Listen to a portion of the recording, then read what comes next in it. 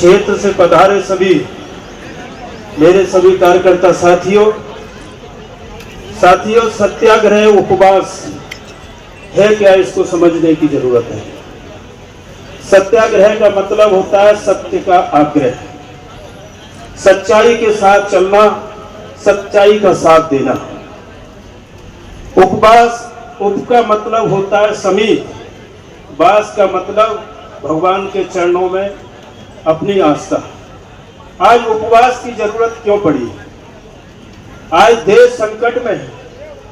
जब लोकतंत्र पर खतरा मंडरा रहा हो और संविधान को खत्म करने की बात हो रही हो, तो हमें ईश्वर से ये कामना करनी है कि ऐसी सोच विचारधारा जो देश के गरीब, आमजन, किसान, मजदूर आपस में भाईचारे के साथ रहने वाले सभी लोगों के खिलाफ ऐसी एक साजिश करने वाले लोग आरएसएस और भारतीय जनता पार्टी के, इनको सद्बुद्धि देने का काम ईश्वर करे। ये उपवास का मतलब है। साथियों, एक बार बाबा साहब का जयकारा हो जाए। बाबा साहब, बाबा साहब। साथियों, जनता अपना न्याय मांगने के लिए न्यायालय जाती है। आज के हालात देख रहे हैं कि न्यायालय का ही मामला जनता के बीच में आ रहा है, उल्टा हो रहा है। आज ऐसे लोगों का बोलबाला है जो देश में, इस देश को संविधान से चलाना नहीं चाहते, हुकूमत और तानाशाही से चलाना चाहते हैं। इसके खिलाफ आज उपवास सत्याग्रह का जो हमारे प्रदेश अध्यक्ष जी के द्वारा जो आयोजन किया गया है, ये पूरे प्रदेश में नहीं देश में इस बात का संदेश जा रहा है कि संविधान को जो खत्म करने की बात करेंगे, उनका हम जवाब सड़क से लेकर सदन तक देंगे और ईंट का जवाब पत्थर से देंगे।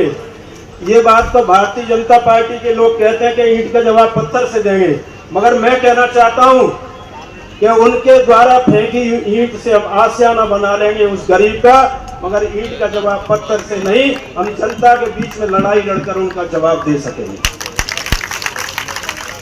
साथियों, पहले विरोध किया यही आरएसएस और भारतीय जनता पार्टी के लोगों ने नेहरू जी का, प्रथम प्रधानमंत्री, और दूसरा विरोध किया बापूजी का, जिन्होंने एक धोती और लाठी में पूरे देश को आजाद किया। अब नंबर आ गया बाबा साहब का। अब उन्होंने संविधान के रचयिता बाबा साहब को भी नहीं छोड़ा। अब आगे पता नहीं कौन से महापुरुष का नंबर आने वाला है। यह भारतीय जनता पार्टी और आरएसएस की विचारधारा है। इस विचारधारा के खिलाफ हमें लड़ाई लड़नी है। जब तक हम न्याय नहीं दिला लेंगे, तब तक हम चैन से नहीं बैठेंगे। और जहां तक बात रही कि कोर्ट में मूर्ति की, तो मैं इस मंच के माध्यम से देश के प्रधानमंत्री और जैसे सभी से मैं आग्रह निवेदन करना चाहता हूं, जिन्होंने संविधान को बनाया, उनकी मूर्ति पर जो विवाद चल रहा है, उस मूर्ति को लगाने का काम हाईकोर्ट में किया जाए।